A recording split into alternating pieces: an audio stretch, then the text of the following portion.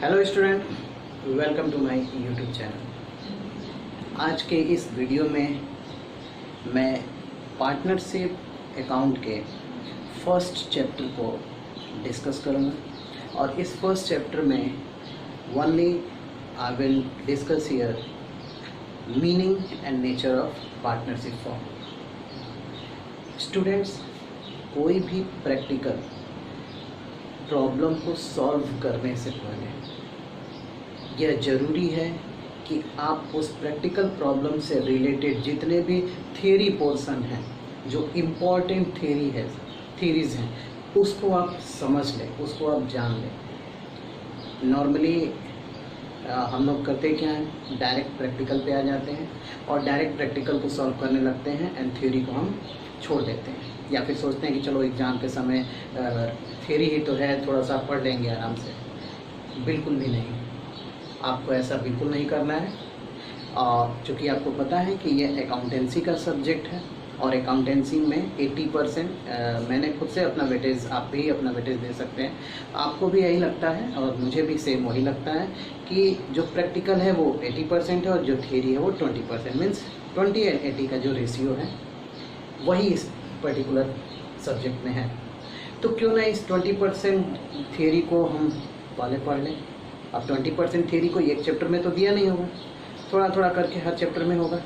तो सबसे पहला हम क्या करेंगे, जो थियरी पोर्शन है उसको कंप्लीट करेंगे, then after we will solve our problem. Okay, so let's start. But meaning और definition and also that nature of partnership discuss करने से पहले आपको यह जान लेना है कि आपको इस फर्स्ट चैप्टर में पढ़ना क्या है, क्या क्या कंटेंट इसमें आपको पढ़ने हैं। सो स्टूडेंट्स, मैंने यहाँ लिखा है आपका जो फर्स्ट प्रॉब्लम बेस, मैंने थियरी को इसमें डिस्कस नहीं किया because theory I will discuss in my videos. Okay, so main जो आपको टॉपिक कवर करना है वो क्या है, profit and loss appropriation account.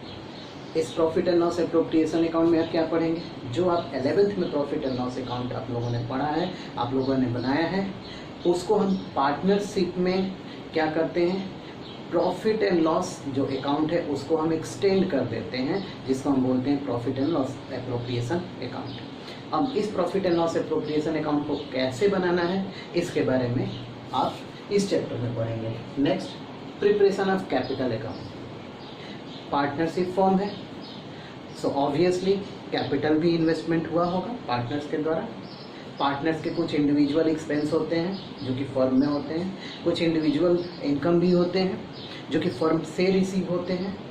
तो इन सब का एडजस्टमेंट एक जिस अकाउंट में किया जाता है उस अकाउंट को बोलते हैं पार्टनर्स कैपिटल अकाउंट, यानी कि पार्टनर्स का capital account. Capital account means partners का। At the end of the year कितना कैपिटल अकाउंट में बैलेंस बचा है, यानी कि पार्टनर्स की जो पर्टिकुलर जो पैसे हैं, अमाउंट है, वो कितना है at the end of the year. Okay, form के अकाउंट।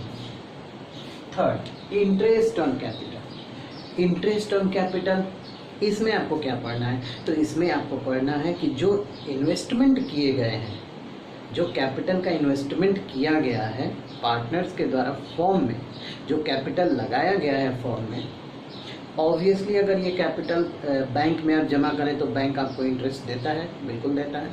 आप अगर कहीं इन्वेस्टमेंट कर दें तो आपको उस पर इंटरेस्ट मिलेगा। आप शेयर में पैसे लगा दें तो आपको डिविडेंड मिलेगा।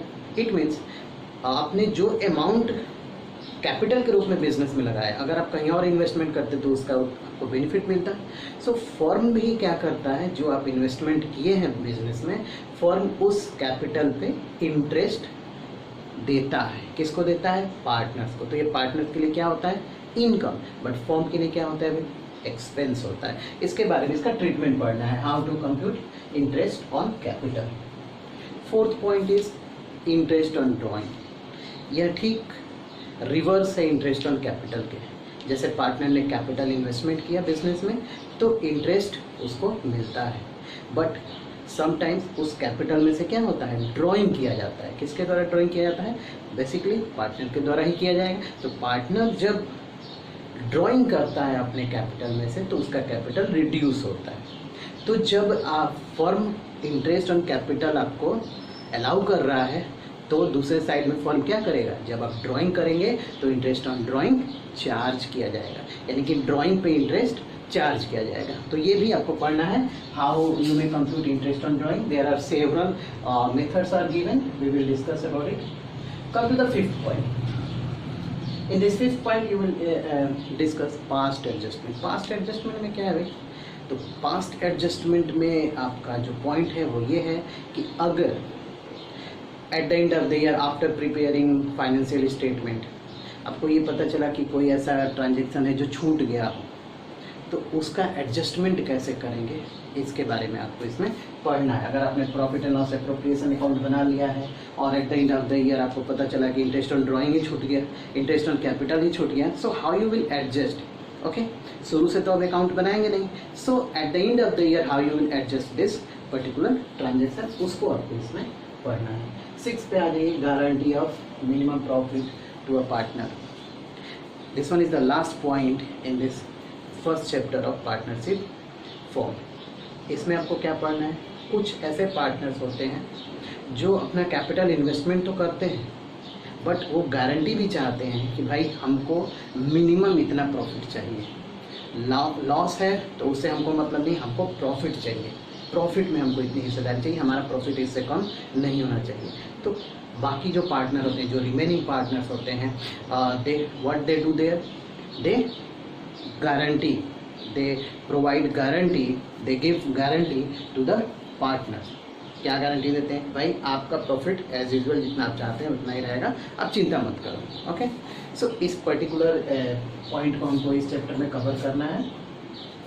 Students, now come to the partnership form or what is partnership, meaning of partnership।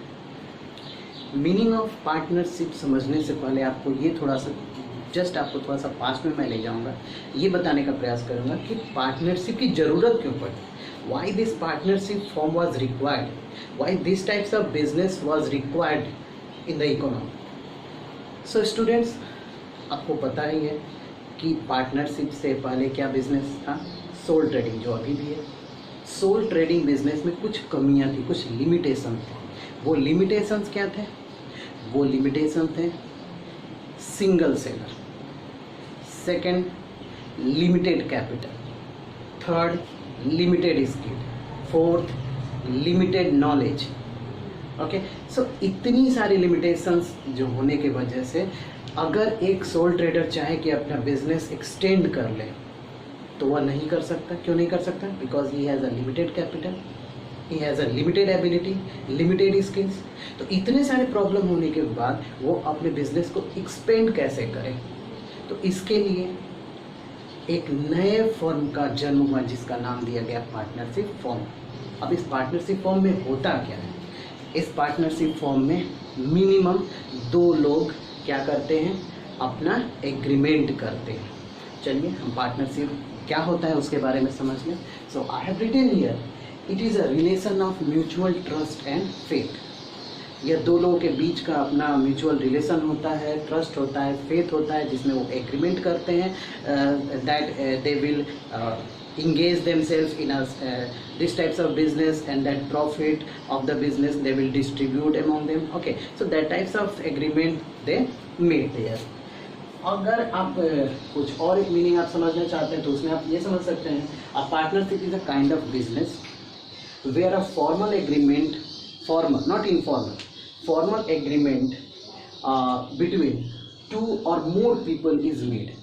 As I told to all of you, कम से कम 2 पार्टनर होने चाहिए, 2 पर्सन होने चाहिए पार्टनरशिप स्टार्ट करने के लिए। And agree to be the co owner, distribute responsibility they are distributing.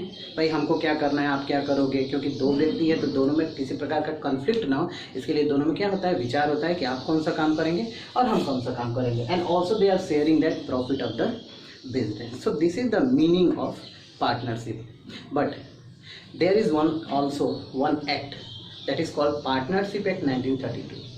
इस पार्टनरशिप एक्ट में है क्या, तो इस पार्टनरशिप एक्ट में ये बताया गया है कि पार्टनरशिप होता क्या है। So partnership is nothing more than the relation of partners who have agreed to share profit of the business carried on by all और any of them acting for all.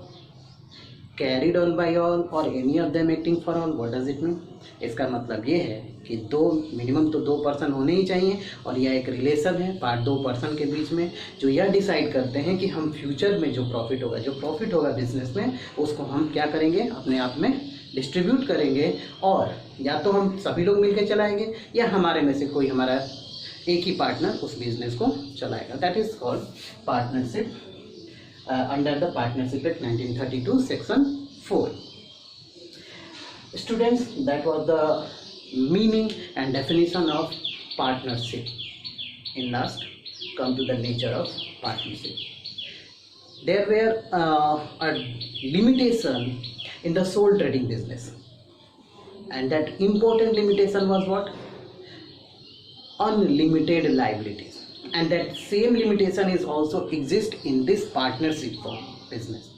क्या है अनलिमिटेड लाइबिलिटीज? क्या है unlimited liabilities? का मतलब होता है कि अगर आपके फर्म की लाइबिलिटीज़ ज़्यादा है और फर्म के पास उतनी प्रॉपर्टी नहीं है कि उस पर्टिकुलर लाइबिलिटीज़ को सेटल कर सके, तो आपकी पर्सनल प्रॉपर्टी यानी कि पार्टनर्स की पर्सनल प्रॉपर्टी को भी यूज़ किया जाएगा उस पर्टिकुलर फर्म के डेप्ट को सेटल करने के लिए। यानी कि जो पार्टनर है उनकी लाइबिलिटीज़ क्या है?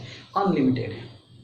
सो according to this unlimited liability, if you follow that unlimited liability, so you cannot record your transaction in the books of the business. आप पूछेंगे कैसे नहीं रिकॉर्ड कर पाएंगे भाई अनलिमिटेड लाइबिलिटीज है, इसका मतलब क्या है? Both are not separated. It means this one is not following that principle which we have study. आपने 11th में जो प्रिंसिपल पढ़ा है वो फॉलो नहीं हो रहा है।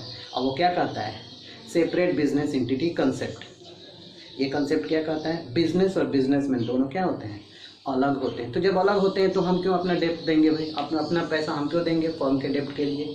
तो इसी वजह से पार्टनरशिप के नेचर को 2 भागों में डिवाइड किया गया है, as per accounting view point and as per legal view point. As per accounting view point, that partnership firm is treated as separate business entity, जैसा कि कॉन्सेप्ट में दिया गया है, जैसा कि हमने अभी बताया कि business and businessman both are separated.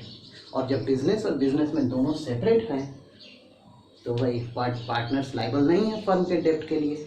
But ऐसा नहीं है, यह अकाउंटिंग व्यू पॉइंट केवल रिकॉर्डिंग के पर्पज से ही फॉलो होगा। ट्रांजेक्शन को बिजनेस में रिकॉर्ड करने के लिए आप फॉलो करेंगे। बट अगर जहाँ पे डेप्ट की बात आएगी वहाँ पे लीगल व्यू पॉइंट को आपको फॉलो करना होगा। और लीगल व्यू पॉइंट क्या कहता है? A partnership firm is not a separate legal entity. It means that partners also have to pay from their own property that debt of the firm.